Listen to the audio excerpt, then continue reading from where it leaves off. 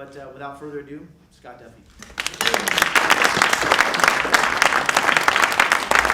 Thank you guys. Thank you so much. You know, one of the most common things that happens when I come out and I speak with groups that are very entrepreneurial, with groups that always are trying to improve themselves, when they hear that I had a business, I started a business, and I sold it to Richard Branson, the first question that always comes out of their mouth is, what's this guy really like? Like really, what's it like to work with Richard Branson?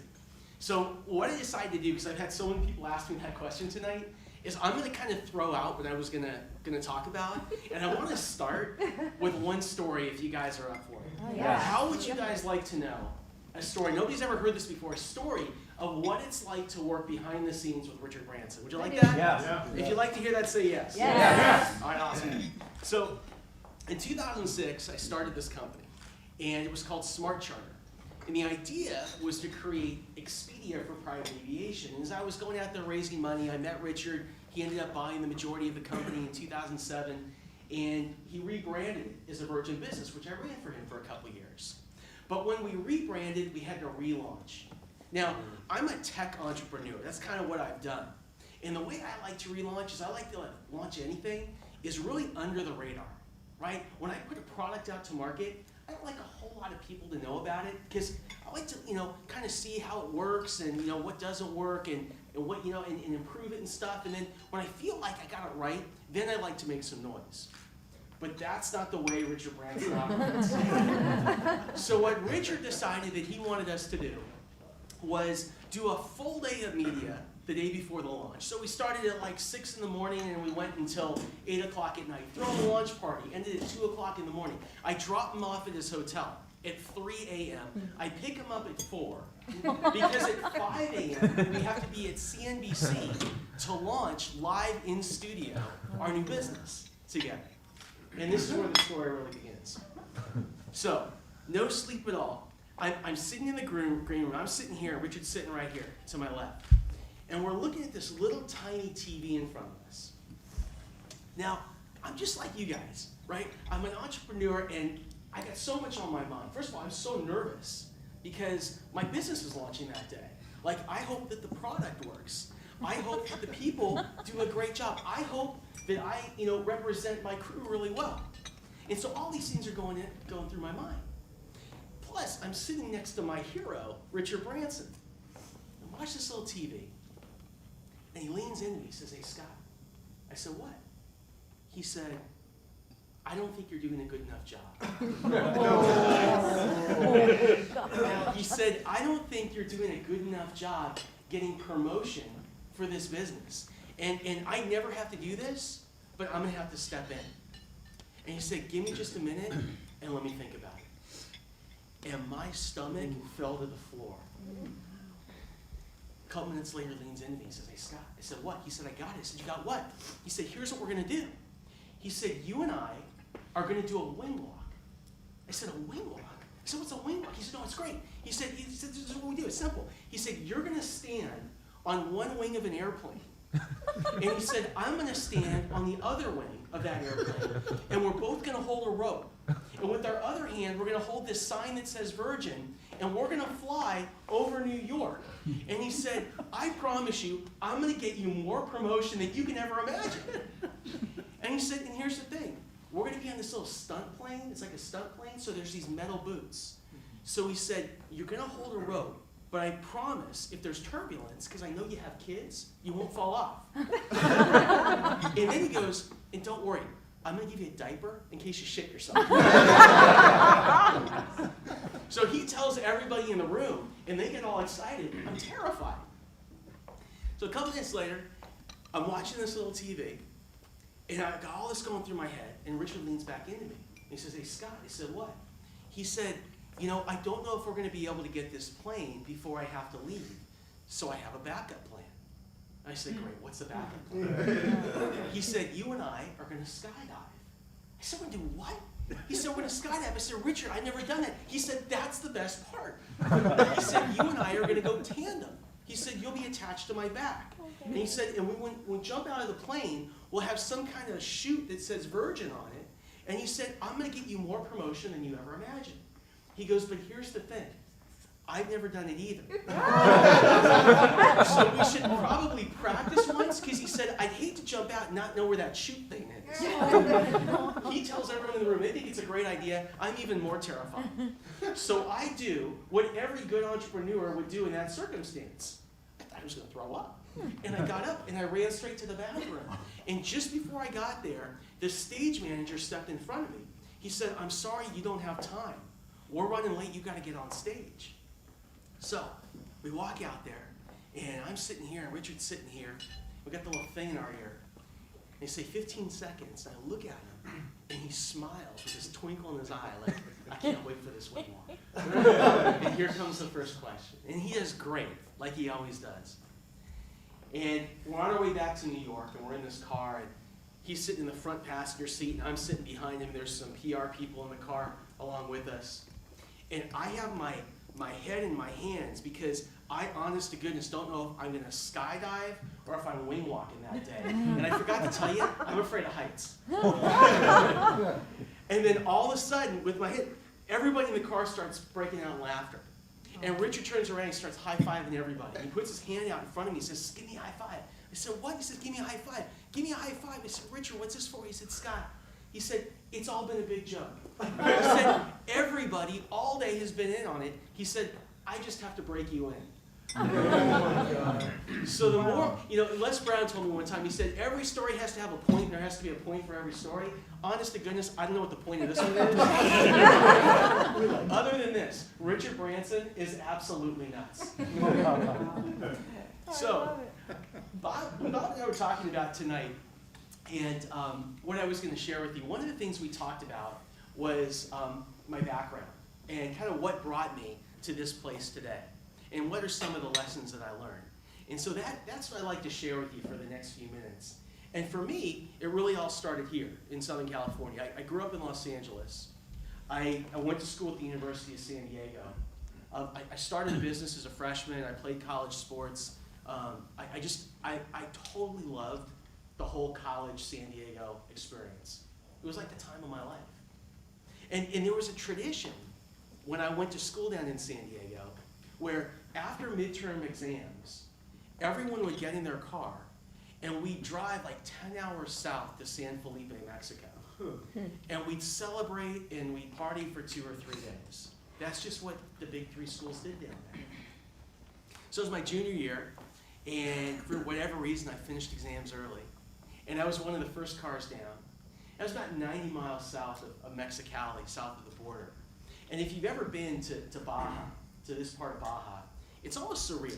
It's like you're on this road, and there's one lane in each direction, and then there's nothing but desert as far as you can see. And we're down on one of these roads, and we're going about 75, 80 miles an hour, and this is before everyone wore seatbelts and stuff. And a truck had pulled off the side of the road and didn't see us and tried to make a U as we were going by. And we hit the guy square on, going about 75 miles an hour. I was thrown around like a beanbag. My head went through the windshield, my arm went through the door. The guys that we hit, they just left us there. Bleeding, we were in pain. And I got a question. How many times in your life have you've been on a roll, right? Maybe you did everything right. If you're in business, maybe you had the right idea at the right time. Maybe you put together the right plan. Maybe you had the right team. You executed flawlessly. And then something out of nowhere came and bam, it just knocked you off course, right? Think about those times in your business, in your personal life, right? It's like everything you did up to that point, every plan, every accomplishment, everything you did had to be thrown out. And you had to start over. And then how many of those times in your life have you noticed that somebody stepped in? Maybe there was a person that lent a hand and like reached out and did something to help you. And that's what happened to me. There was actually a couple from San Diego that happened to be driving down the same road, and they saw us and they pulled over and they literally gave us a hand. They pulled us out of the car and they put us inside of their RV, and they took us to a clinic in Mexicali, which led to a place in Calexico, which got us to a place in Scripps, and 10 hours later we started to get treated. I had 2 brain hemorrhages. It was a mess. to that point, it was the worst day of my life. But getting better wasn't any easier. Because reading made me sick. Watching television and moving pictures made me sick. Everything just hurt my head. And so I lay in bed. And I picked up a habit. And the habit, it stuck with me forever. Because I didn't know what else to do. I started listening to motivational books on tape. And I could afford 3. I had Tony Robbins, I had Brian Tracy, and I had Jim Rohn, if you've heard any of these names. And I started to listen to these tapes. And that's all I did, all day, every day. I listened to these tapes in the background. And sometimes it hurt so bad that I barely had the volume up, but I just absorbed everything. And as I felt stronger and I felt better, I made a commitment. And the commitment was, when I'm able to go back to school, because I had to drop out, but when I go back to school, I want to go work for one of these guys as an intern. Long story short, the first guy I applied to work for was Tony Robbins. I think I was 19, he was 29. And I applied for this internship, and they offered me this great job, and I never went back to school. And by the time I was 21, 22, I had spoken to about 200 companies in the US and Canada promoting his programs. And some of the best friends that I have to this date came out of that experience. But what was really awesome about that time was the people that I was around, right? It was the mindset.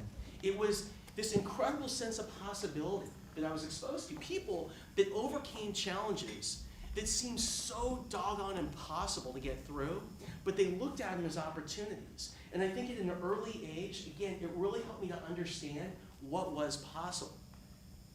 And I remember having lunch with Tony at one of his events. And I told him, I walked him back through this story. And I said, it's amazing what's happened in the last couple of years, how I started here and I got this job with him. I said, and it was the worst day of my life. He said, I want you to remember this. And I want you guys to write this down, put it in your Blackberries or your iPhones or whatever it is, because it's so important. And the lesson is this, that we have good days and we have bad days. We have good days, we have bad days. But we don't know which is which until sometime way down the line. Because you don't know what you're going to make of the experience. You have good days, you have bad days. But you don't know which is which until sometime way down the line, because you don't know what you'll make of the experience. And for me, it was unbelievable. So it's interesting because what started as the worst day of my life really ended up being the best thing that ever happened to me. Right? How many of you ever experienced that? Right? In life and in business. Now, eventually, I just kind of was, ready to move on and leave the training business. I decided that I didn't just want to talk about some of these principles that, I learned from this whole experience, but I actually wanted to roll up my sleeves and I wanted to build businesses. And I decided, it just wasn't that easy. How many of you, by the way, you've been in a transition period where maybe you were hungry and man, you just knew if you could find the right thing and you could apply yourself to it, like you just do just a great job. But you just couldn't find what that right thing was. You guys ever been there? Yeah, we all been there. I was in one of those times, and I'll never forget. My college roommate called me up, and he said, Scott, I want to talk to you about this cool thing called the internet. It just became commercial. And this was in the fall of 1994. It's very early. So what he and I tried to do is we tried to start a consumer internet access company. Basically, we partnered with MCI, and the idea was you could, from your home, you could use your landline, and you'd be able to get online. And it was a total failure. And we did it for like 2 months. It just didn't work. But what it did is it exposed me and introduced me to some really cool people, like guys over at Stanford that were working on a project that became a company called Yahoo. And I decided, I just got bit by this tech bug. And what I love the most about technology was that it's so entrepreneurial in nature. And what I mean by that is, in the tech business, if you build like an online product today, some kid on a beach with a laptop is going to hack into it tomorrow, and in a week, they figured out how to copy it. And in a month, they figured out how to make it a little bit better, and in a year, you're totally obsolete. So there is this entrepreneurial vibe, there's this collective consciousness around innovation that I just fell in love with in the Bay Area. So I'm like, I gotta be there. And that was my goal. So my New Year's resolution back in 1995 was to get a job in the Bay Area working for one of these companies that year. That was it. I thought it was going to be kind of easy, right? But it wasn't. And so what I would do, I was living in Southern California, I was living in LA, and I would go up as often as I could. I was working at a bar. Go up as often as I could. I'd take the money that I had, and I would go and I'd stay on friends' couches, and I'd try and get jobs, right? And I did this for like 3 months, 4 months, 5 months. Eventually, my friends were tired of me, and I ended up getting kicked off the couch tour. And on the most difficult times, I would sleep in my car in a dirt lot that was outside of a company called Oracle in Foster City. Can't tell you how many times I did it. Until one day, and gosh, I thought at the time it was the worst day of my life. I had about nothing left in my pocket. And I got a call. I had this cell phone that I never used because I couldn't afford it, but my parents had given it to me. And I got a call, and it was from a family member, and they said, "What in the heck are you doing with your life?" They said, "We come from a family where everybody in this family, we were kind of, it's big business. Kind of like a traditional, come and work in the family." And I had to make a decision. I had to make a decision at that time. Like, was I going to stop pursuing my dream and what was most important to me? Or was I going to continue? Was I going to move on? We've all been there, right? Mm-hmm. So what did I do? I turned the car on, and I drove home overnight. I got to LA about 5 o'clock in the morning. I packed everything up in my room, in my apartment, and I went to a pawn shop off of 3rd Street in Santa Monica, and I sold everything that I had. I had my high school ring. I had a watch that I bought when I worked for Tony Robbins. The only thing they wouldn't take is they wouldn't take my filing cabinet and my basketball, which, by the way, at the time felt really embarrassing and humiliating because I tried so hard to sell it to them because I needed the money, right? But I did, and I paid everybody that I owed back. I owed some money on backer and stuff like that. In the same day, I went back to the Bay Area, and I had $200. That's what I was left with. I had $200. So the question is, what do you do with $200? And the answer was simple: buy pizza. See, here's the thing. I figured, I really love pizza. It doesn't matter what kind of pizza, flat, deep dish, it doesn't matter. I just love pizza. And I figured that salespeople, because I know salespeople eat anything that you put in front of them. And if it's a pizza, I know from my experience, they're going to take a slice. So what I did is I went to a Domino's, and I made a deal with the manager. And I said, what I'll do is I'll clean up for you, but I want a deal on pizza. And the guy was like, fine, didn't cost him anything. And so I got a deal on pizzas. And what I did is I took my resume and I put it on top of the pizza, and I smash it into the cheese, because I figured somebody would want to eat it. And if they did, they'd have to pull the resume out in order to get to it. And you know what? Somebody wanted pizza. And they called me. And the guy said to me, his name is Bill Peck, and he was at a company called InfoSeek, which ended up becoming bought by Disney, became Go. And he said to me, I don't know if I have a job right now, but I'm telling you, I'm going to help you to find one. And that was my break. And I moved to the Bay Area on New Year's Eve, 1995. That's when I got my first apartment. And I started my first job up there in 1996 in January. I was on the ground floor and helped to launch a company called Quote.com. And we were the first company to get permission from the stock exchanges to put stock quotes on the internet. We created the market, we defined it, we were the leading brand. That company ended up selling to Lycos for about $80 million. I then went and I worked on the early stage team, that startup, that launched team for a company called Sportsline USA. We ended up doing the first deal between an internet company and a network to create CBSSports.com, which went public, did a secondary, and got bought by CBS. I then went and helped to launch and start up a company called Zoom. It was on that early team. And that company ended up, we took it public and ended up selling it to NBC in a deal that was valued at $4.5 billion to create NBC Internet. I then moved back down to Southern California, where I helped to relaunch FoxSports.com. And I did that for a couple of years. And created all the systems and things like that that they use today, for that big business. I think it's the biggest or second biggest sports site on the internet. And the crazy thing about it is, I look back at my worst day, or what I thought was my worst day in that period. That day I got that call, that day I went and pawned my stuff, that day that to me felt so low. And what I learned is that you have good days and you have bad days, but you don't know which is which, because you don't know what you're going to make of the experience. And for me, what I found is the things that sometimes feel like they're knocking you down are the things that are really going to help you to rise up. And for me, I think that's been a common theme in my life and something that I wanted to share with you. And then there's one more thing that I'd like to share tonight. What I'd like to share is the lessons. 3 lessons that I've learned that I think are the most valuable things for any business person today when they are launching a new business, a product, or a service to help you be successful in this market, in this economy.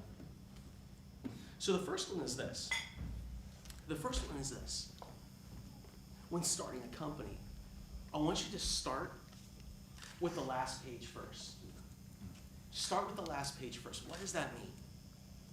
What most people do in their business, if they have an idea or they're trying to launch something, is they write a business plan.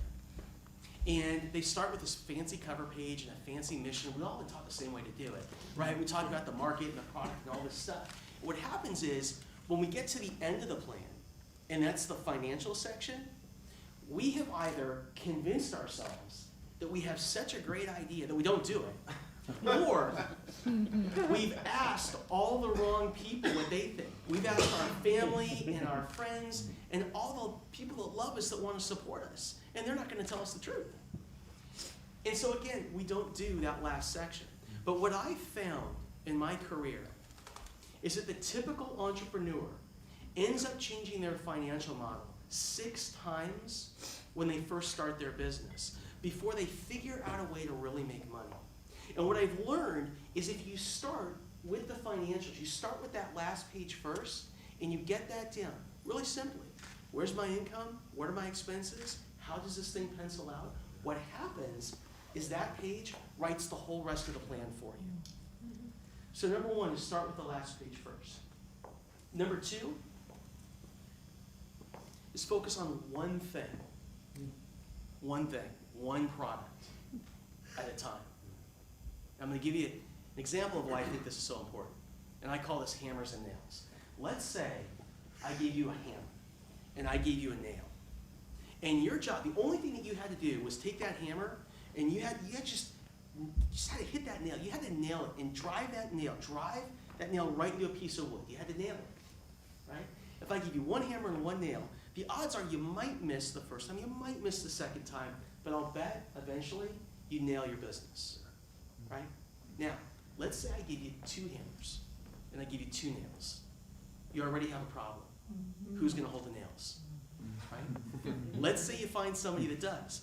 Now, at the same time, you got to come up and bam, you got to hit them both. Now, the odds are you're going to miss the first time, the second time, the third time. Maybe you get lucky, and maybe you nail them both.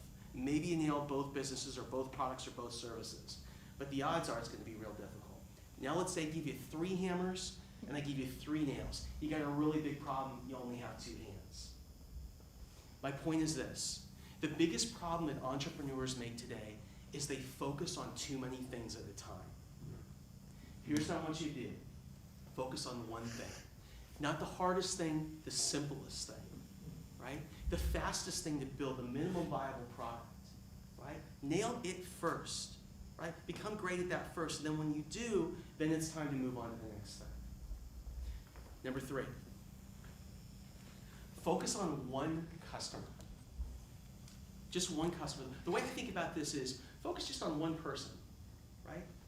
See, I grew up in a broadcast world, right? I grew up in a time where, just like all of you, before the internet, before social media, where when we would launch a product, what most of us would do is we would market a message to the widest possible audience. We'd cast the biggest possible net and see what we could bring in, right? But today what happens is people, they break themselves down into niches. They self-select into niches in social media, on websites, and communities. Right? What I've learned in today's market is if you try and talk to everybody, you actually connect with no one. So the lesson is to focus on one person. Learn everything you possibly can about that person. Who are they? What do they like? What do they care about? That's a key word, care. Care about this person. What language do they use? You know, what's their lexicon? What are the cool buzzwords? And what I can tell you is this: if you focus on that one person, you build for that one person, and you go deep versus going wide, your business will grow faster, and it will cost you less money over time in order to be successful. I said I was going to give you 3, but I'm going to give you a 4th. The 4th is this: keep your eye on the horizon. And let me tell you what I mean. Last summer, we were just talking about my partner, Greg Reed. Greg and I, we went to Las Vegas and we took race car driving lessons, right? Super cool, right? So fun. But what I learned driving a race car were some lessons about business that I never expected.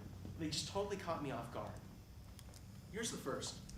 The first is, let's say you're in that race car, right? And you're holding the steering wheel, and you're going 50 miles, you're going 100 miles an hour, you're going 125 miles. As things in your business and in your life start to move faster, what happens is you take your eye off the horizon, and you start to focus right in front of the hood of the car. You look down. If any of you have ever been skiing, it's the same thing as looking right over your tips. And what happens is this: when you look right over the hood, you notice every single bump in the road. And so you start to make all these really quick, herky-jerky movements. And what it does is it ends up putting you on a path to crash.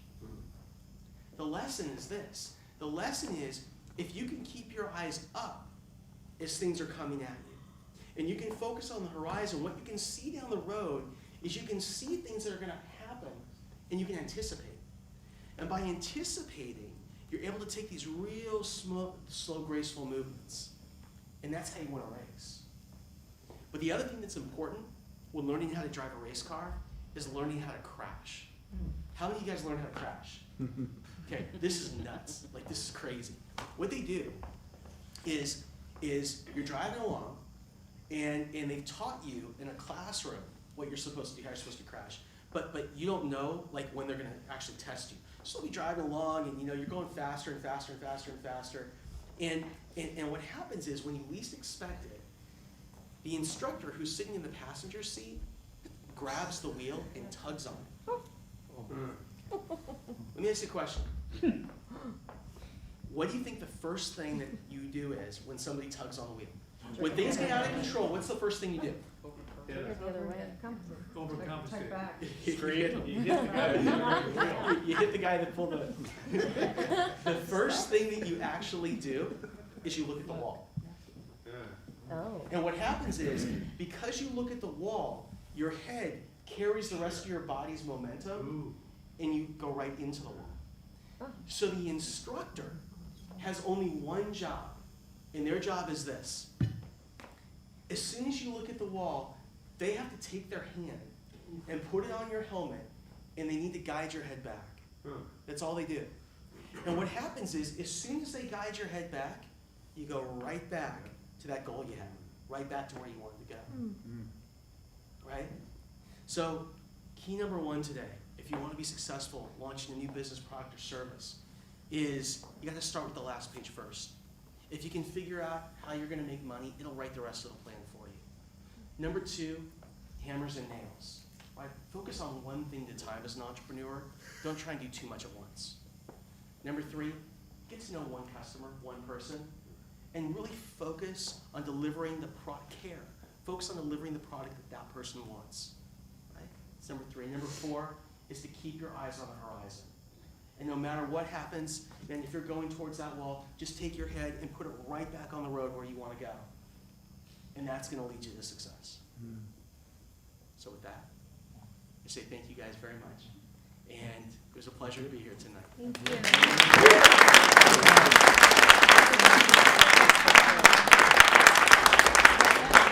So, who has any questions? Yes? I have a question. I'm rebuilding my business now too, kind of reinventing myself. And I tend to think everything, Yeah. and it gets scary. What do you do in the moments of fear? Do you go back to the last page first and figure out where you're going and reconnect? Or how do you make the logic and the emotion So I think there might be 2 questions in there, so let me okay, so, so one of the things that I find happens with me, a lot of entrepreneurs that I work with, is they're going through transition, they have a lot of ideas, and they're not really sure where to apply themselves. So one of 2 things happens. Either they try and apply themselves to everything, which is like hammers and nails, right? Or what happens is they stop, they freeze, right? It's just overwhelmed. What I started to do, what I coach people to do, is to just take them one at a time and take out a napkin. I'm an entrepreneur, I tend to work on napkins. or take out a piece of paper, whatever it is you do, and simply write down where the income's coming from and where the expenses are and how you're going to make money. Whether it's a job, it's a consulting project, it's a new business. And what I find is, if I keep it really simple, it enables me to eliminate a lot of things really quickly. I find that this idea probably isn't going to make money. This idea, I think I got a better shot. This idea is going to be a lot simpler. This idea might be a little bit too complicated. So to me, that helps to calm me and to keep me focused. Okay. Who else? Anybody else have another question? Because I'll ask one. Other than the obvious, obviously Richard Branson would be a key component to your success. And the interesting thing, though, before I even ask the question, what struck me as odd was when you said you launched the company in 2006? Yes. And by 2007, he had already acquired a portion of it? Yes. I mean, how many of you guys would like to grow a company so fast that Richard Branson within a year is wanting to buy part? I mean, that's pretty amazing.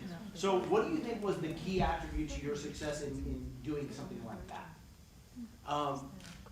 You guys want to know the story, how it happened? Yeah. Okay, so the short answer is hustle, right? I had met, my wife is from Boston, she's from the East Coast, and I was living in Los Angeles. And when we first met, we were dating cross country. And one of the first times I went back there, we went out with this big group of people, and we had a real bunch of fun at a club this one. And the next day, everybody got together and went to breakfast at a deli. And the guy sitting next to me had been on Richard Branson's reality TV show. And he didn't win, but Richard really liked, he's just an amazing guy, right? Super smart guy. And Richard and Virgin ended up hiring him. And we started to talk, and we actually really got along. And this is about 2 years before I came up with the idea for Smart Charter. About 2 years later, I get a call. And it was this person on a Saturday night. And he was at a party in New York. And he was talking to somebody about how Richard wanted to get into private aviation.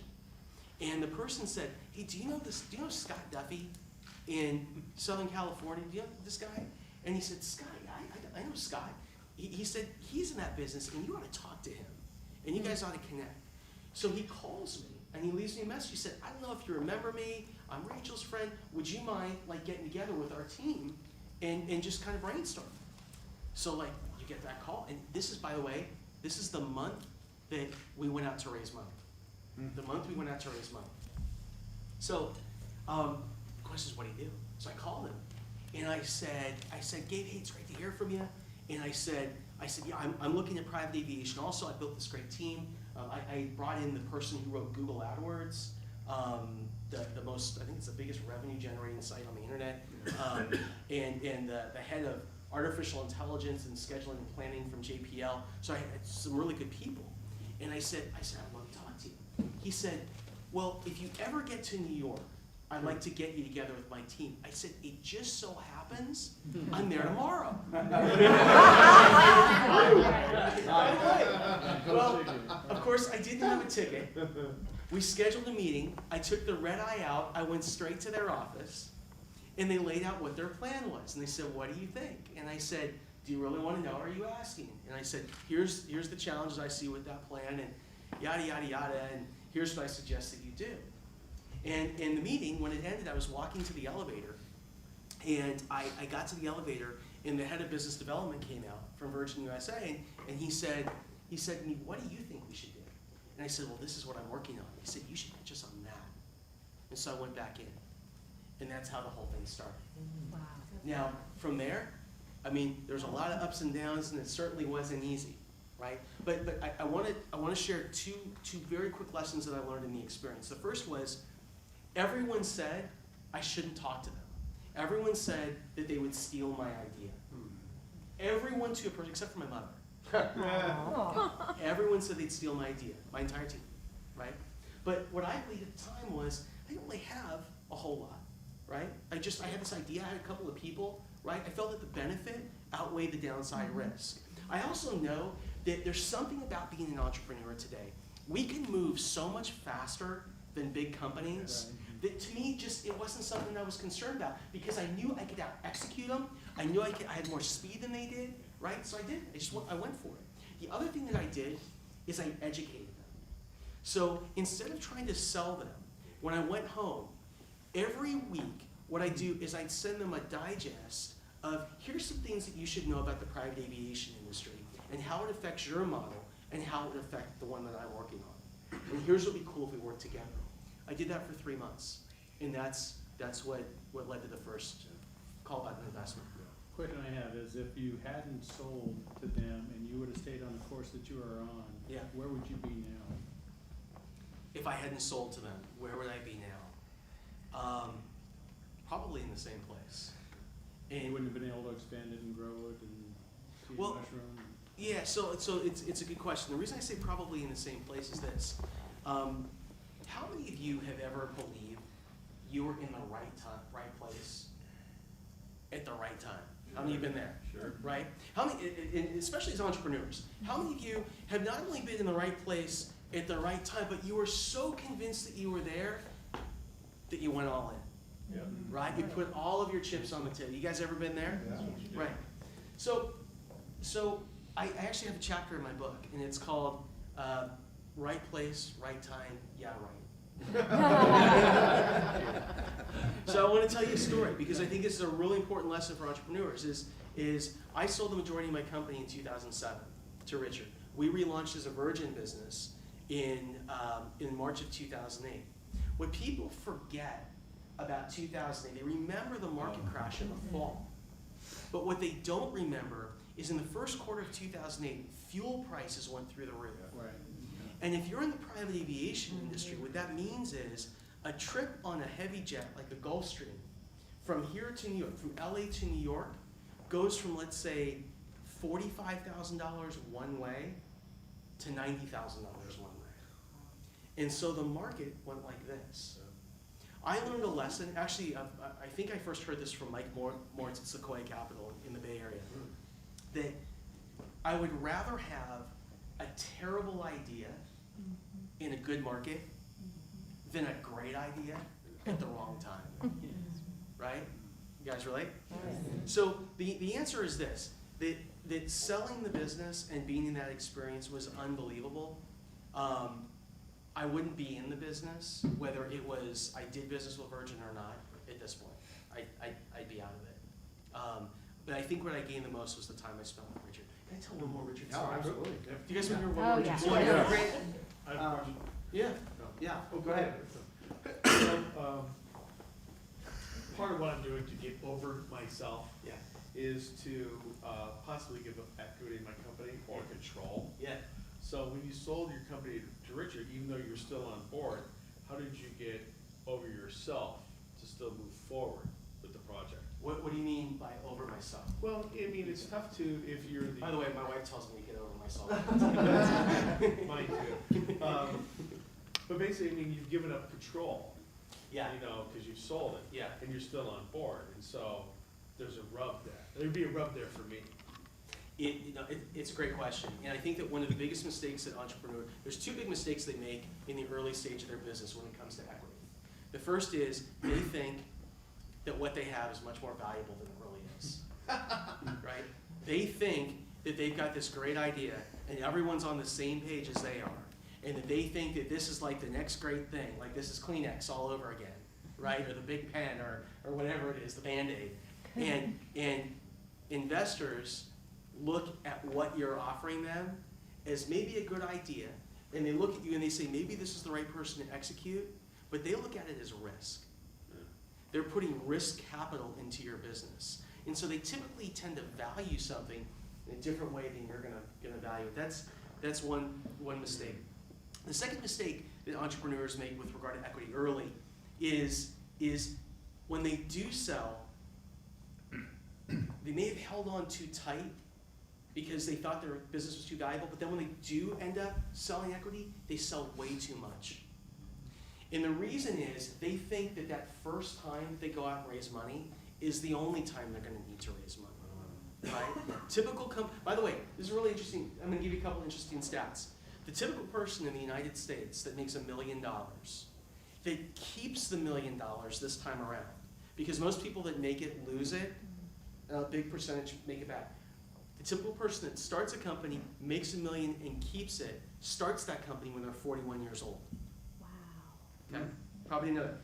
The typical business, most people think that most businesses in the United States, a lot of entrepreneurs think this, they think they get funding, they raise capital, and they do it right away. The typical business never raises any money, the average business. Businesses that do raise capital typically don't raise their first dollar till after their third year, right? So it's a big, and it's really, when I say that, most people kind of look at me sideways, and I think that one of the reasons is we live in this culture where we read about like Silicon Valley, and we read on the news and stuff about companies getting funded, and sometimes as entrepreneurs, we feel like we're all alone. We feel like everybody else has money coming into their business. Why isn't it us? But that's the reality is most companies don't get funded for a while. Yeah. What was the story? You were going to share another Richard story. Oh yeah. Don't rip us off. Say again. Don't rip us off. Okay. So I want to talk about a possibility for just a second. One of the things that is so awesome about being around somebody like a Tony Robbins or a Richard Branson is what I call this unlimited sense of possibility. And for me, it kind of is encapsulated in this one story. I was on Necker Island, which is Richard's island in the British Virgin Islands, and he had just bought the island next door. And the island next door was called Mosquito Island, and there was nothing on it. And one of the nights that we were there for this particular trip, I was there with a bunch of other Virgin CEOs, is we got in these little boats, and we went over to Mosquito, and it was totally surreal, right? It was such a dark night out, and the only light was the light of the moon, and there's nothing on this deserted island. And we on our boats, like we went around this corner, and then you start to see this little strip of beach with tiki torches and like a barbecue. So cool. So I went and I grabbed my dinner, and I walked over to the beach. I went to this part of the beach, and there were a bunch of people from Virgin that were sitting around in a circle, and Richard was next to me, and I sat down, and everyone was talking about doing this deal, right? It's about doing this deal. So I said, what does everybody want to buy? And he said, the rainforest. And they said, what rainforest? I said, the Amazon. Because I guess if you're going to buy a rainforest, you might as well buy the Amazon. So it was probably one of us, it was probably me, made the mistake of saying something to the effect, if you can't buy a rainforest. By the way, never get in the way of possibility. Never get in the way of possibility. And what I saw Richard do was break down how you buy a rainforest. Like, number one, do you actually have to buy it, or could you lease it? Right? Tell me that's not a shift in thinking. Then how many people do we know that are billionaires that would sign up for this? Yeah. And then wait a second, how many people would put $1 a year into leasing the rainforest, right? And here's the thing, he backed up this plan right next to me. And I remember at the end of that 5-minute period, buying the rainforest was like easier than eating a bowl of soup, right? There's a difference between having resources and being resourceful. Okay? Having resources and being resourceful, right?